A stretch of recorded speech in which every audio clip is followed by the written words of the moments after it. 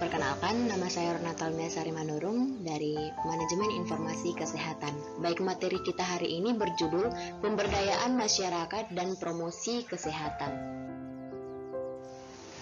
Apa sih itu promosi kesehatan? Promosi kesehatan adalah meningkatkan status kesehatan dari individu dan komunitas. Terlalu sering kata promosi bila digunakan dalam konteks promosi kesehatan dikaitkan dengan penjualan atau sales dan periklanan atau advertising, dan dipandang sebagai pendekatan propaganda yang didominasi oleh penggunaan media massa.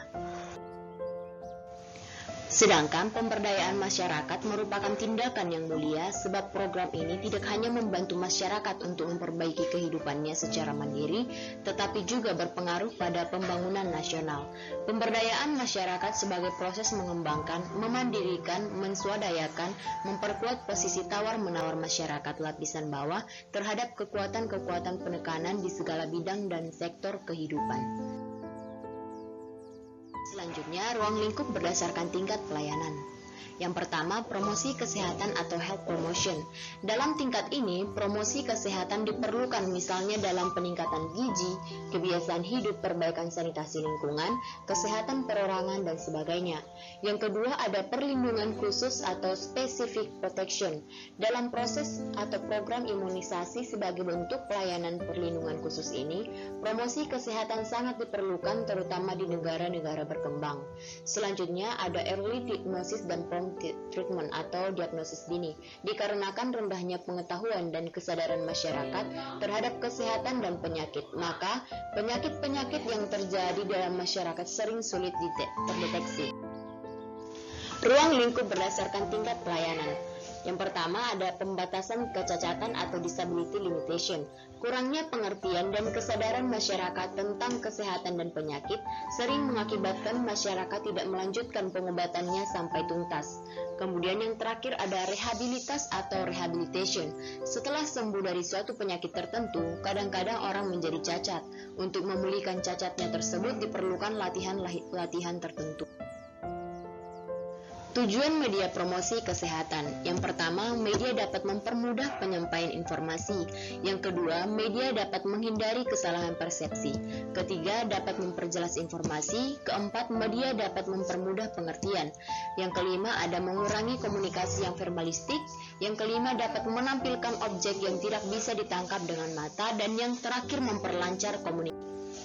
Jenis-jenis media promosi kesehatan ada media cetak, yaitu suatu media statis dan mengutamakan pesan-pesan visual. Berikut adalah contoh dari media cetak. Yang kedua ada poster. Poster adalah sehelai kertas atau papan yang berisikan gambar-gambar dengan sedikit kata-kata.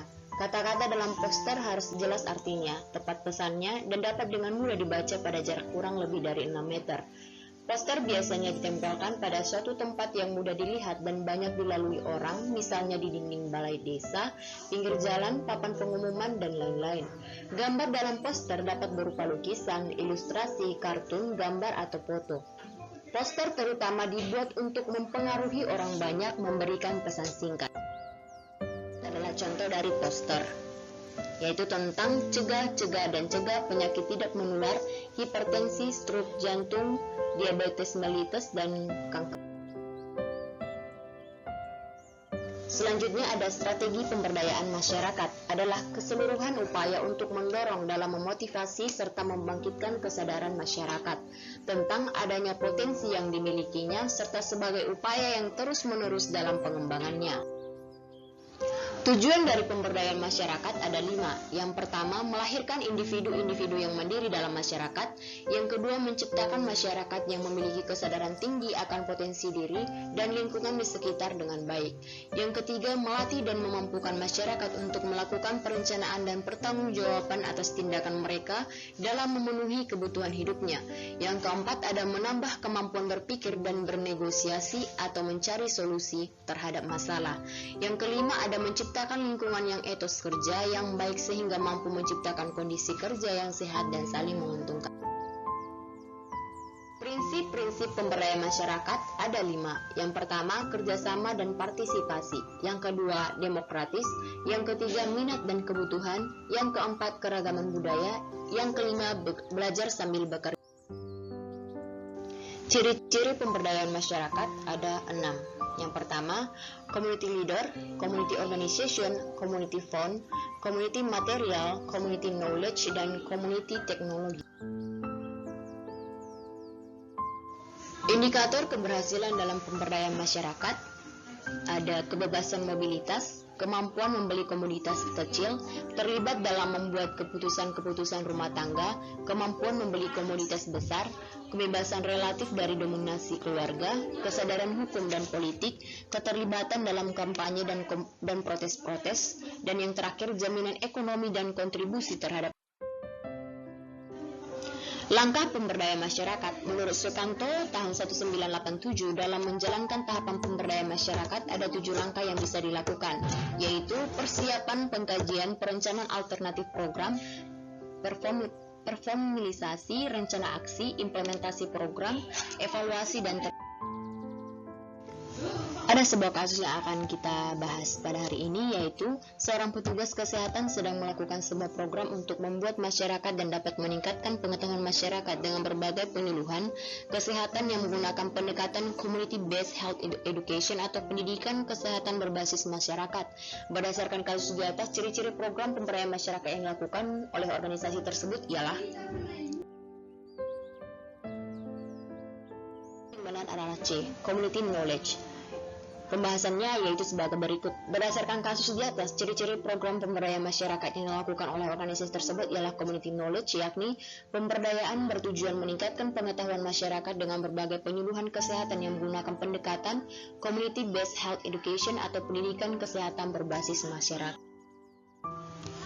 Yang ketiga ada leaflet. Leaflet adalah selembaran kertas yang berisi tulisan dengan kalimat-kalimat yang singkat, padat, mudah dimengerti, dan gambar-gambar yang sederhana.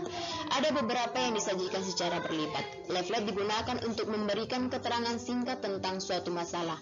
Misalnya deskripsi pengolahan air di tingkat rumah tangga, deskripsi tentang diare dan pencegahannya, serta berikut adalah contoh dari leaflet yang berisi tentang materi tuberkulosis. Selanjutnya ada spanduk. Spanduk adalah media promosi yang berupa kain atau bahan lain yang dicetak dengan pesan, gambar, atau informasi. Spanduk sering digunakan untuk mengiklankan produk, acara, kampanye, atau layanan. Berikut adalah spanduk dari waspada demam berdarah dan pencegahannya. Selanjutnya adalah baliho. Baliho adalah media promosi yang digunakan untuk mengiklankan produk atau jasa, atau memberitakan informasi kepada masyarakat. Baliho juga dikenal sebagai papan reklame atau billboard. Berikut adalah contoh dari baliho tentang pencegahan COVID-19. Selanjutnya ada media elektronika, yaitu suatu media bergerak dan dinamis dapat dilihat dengan didengar dalam menyampaikan pesannya melalui alat bantu elektronika. Contoh medianya antara lain TV, radio, film, video, film, kaset, CD atau VCD. Kemudian ada media luar ruang, yaitu media yang menyampaikan pesannya di luar ruang secara umum melalui media cetak dan elektronika secara statis. Contoh medianya antara lain papan reklame, spanduk, pameran, banner, TV, layar. Berikut adalah contoh kasus dari pemberdayaan masyarakat. Seorang ahli kesehatan masyarakat ingin mengubah perilaku masyarakat dalam membuang sampah sembarangan di lingkungan perkotaan. Untuk itu, ia menerapkan model perubahan perilaku berdasarkan teori Health Belief Model atau HBM.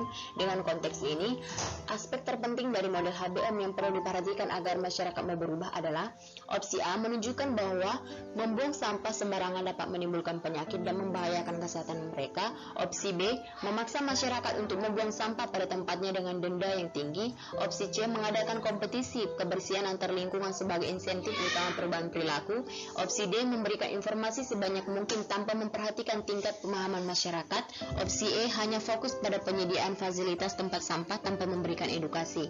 Jawaban yang benar adalah A, yaitu menunjukkan bahwa membuang sampah sembarangan dapat menimbulkan penyakit. Dalam teori HBM, perilaku dipengaruhi oleh persepsi seseorang terhadap ancaman penyakit dan manfaat dari tindakan.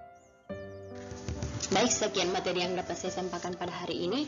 Terima kasih.